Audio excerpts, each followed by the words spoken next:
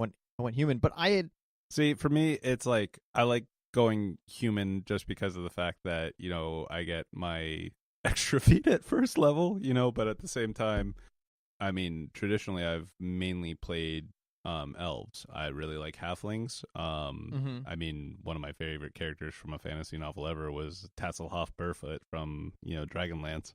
no tell about that because I'm not a big fantasy book reader. And talk about books that you recommend people read, and then I'll go back later and list all this. So go ahead. I mean, anything by Margaret Weiss and Tracy Hickman in particular. I really, really, really, those books hit very close to me. Like, I don't know, they are what got me into the genre. So it's like, I always found them really good.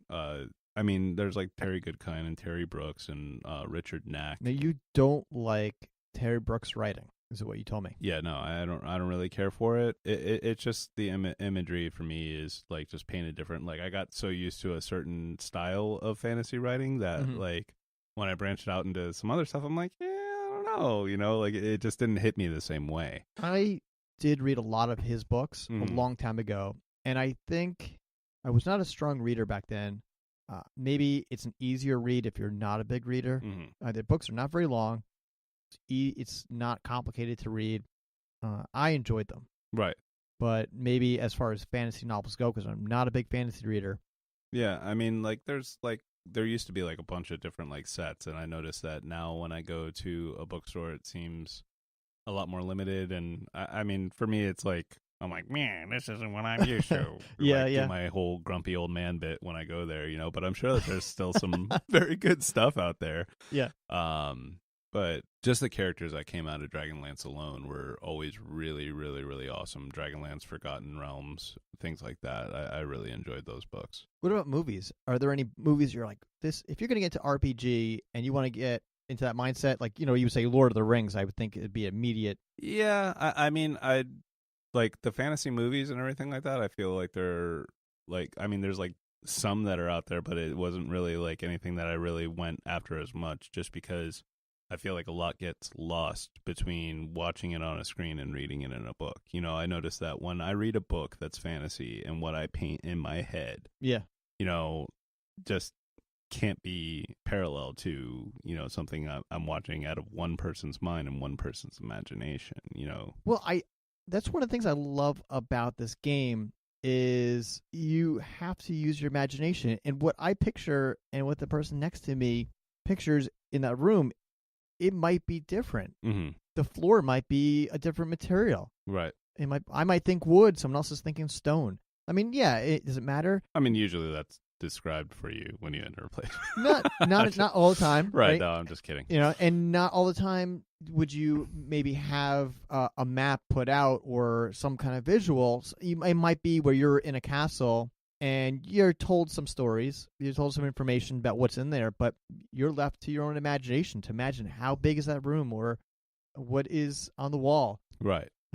Yeah, I think it's great. I highly recommend to anyone who's ever thought, oh, I'll give it a try. You should definitely pick up a game with some friends, sit down, and play it. I mean, what would you recommend if someone wants to start off? Would you recommend the D&D or would you recommend Pathfinder? Which D&D? Like old D&D? Well, that's what I'm saying. Like, okay, so today, someone listens to this podcast, and after they get done, they go, you know what, I'm going to give it a try. What would you say that they should go out and get?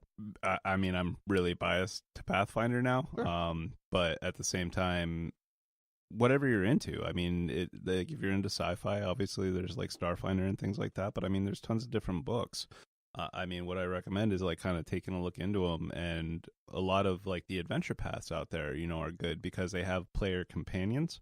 Yep. So it like basically tells you what kind of world you're being put into and how to go about like kind of thinking about building your character and everything. So if you're reading the player companion, just for shits and giggles, and you like seem to be like, yeah, this is something I might want to do, like go with something like that. Or if you have somebody that wants to run a game, talk to them about, like what you want to do. But I mean, this game is all about communication, and it's like the GM and everything when you're playing the game is going to be playing off of what you do. So the more you give him, the more you're going to be able to get out of the experience, So it's finding a GM is pretty difficult at times. Yeah, I mean, to be the one who says, yeah, I'll take on that responsibility. It's a lot of responsibility. And you and I were having a conversation recently about that, where, I mean, you might spend hours poring over that book, writing your notes and printing out your different maps and whatnot.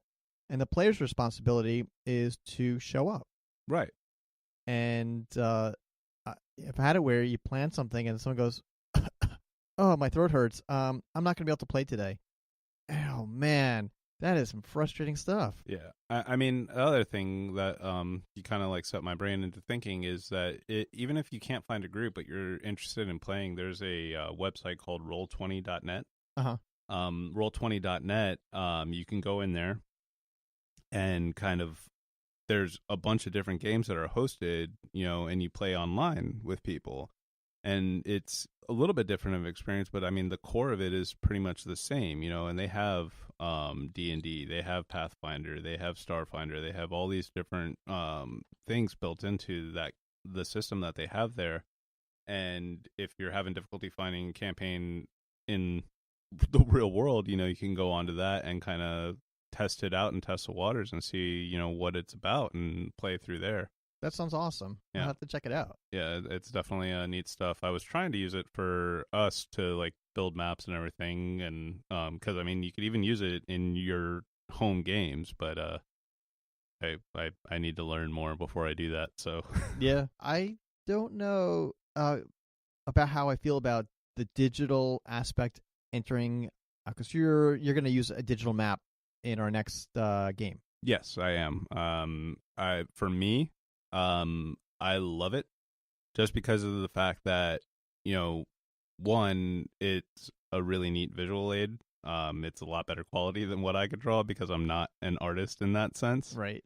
But two, it opens up a whole new, just platform for you guys to really see the spectrum of some of the stuff that you're going into, Yeah, and you also talked about this one area. Right now, we're out in the open in the desert, and that's got to be a huge map. I mean, let's say we start chasing after our enemy, which is called a Pugwampy.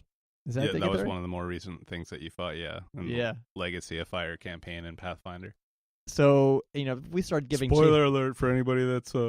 Yeah, first episode in. Yeah. Actually, that's a good point to talk about the different ways you could play this game. Mm-hmm. So, of course, there's the battling. Mm-hmm. But there's also that part where you go around and you have to interview people and try to get information out of people. Right. I mean, there's investigative components to it. There's, obviously the dynamic of the fighting. I mean, there's the whole driving your own storyline and making sure that, you're kind of getting into the game and everything. So I don't know. It's I thought I could better put into words how much this game just inspires me in different ways, and I think that the fact that I can't should be telling. Yeah. Of if anybody knows you, enjoyment. You don't normally have, or you're not short of words. Mm-hmm. So I don't know why you're giving me an evil eye right now. You. Yeah. I think that's a good place to end the podcast. Is just, you know what? We can't really say how great this game is. You just really got to go out and check it out and play it. Meanwhile, go check out that Glass Cannon podcast. Listen to them play it, and that'll get you hyped up. Yeah, no, definitely. All right, cool. So we're going to have to get you to come out here and talk about other things as well. We want to thank Matthew for joining us today. And next time, Rico will be back, so you'll hear his beautiful voice again. And all right, we'll catch you guys later. It's been real. Nice. Why aren't we ever allowed to wear pants in here? It's weird, right? I know. Okay, bye.